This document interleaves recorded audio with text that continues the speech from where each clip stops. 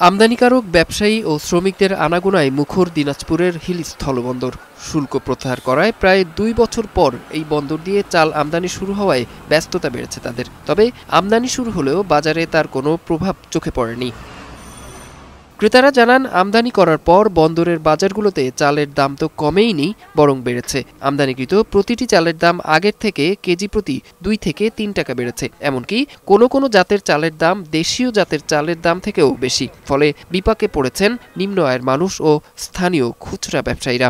India থেকে চাল ঢুকেছে আপনার, তো চালের দাম তো কমেনি। বাংলাদেশে যদি বাজার নিয়ন্ত্রণ না হয় তাহলে আমরা এই চাল নিয়ে করব কি? ভরা মৌসুমে চালের দাম এত বেশি, আমরা চলবো কিভাবে? সরকার শুল্ক কমায় তো আমাদের তো বা ক্রেতাদের কোনো লাভবানই হতে পারতেছে না, তাহলে তো চাল আমদানি করে কোনো লাভ হবে না। চালের আমদানি অব্যাহত থাকলে ধীরে ধীরে বাজারে স্বস্তি ফিরবে বলে আশাবাদী আমদানিকারকরা। আমদানি শুল্ক প্রত্যাহারের পরে হাকিমপুর স্থলবন্দর দিয়ে আপনার চাল আমদানি হয়েছে।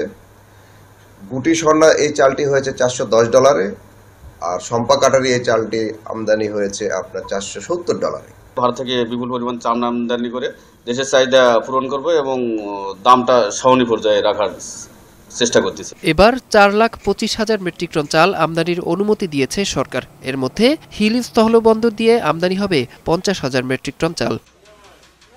ডেস্ক রিপোর্ট, বৈশাখী সংবাদ।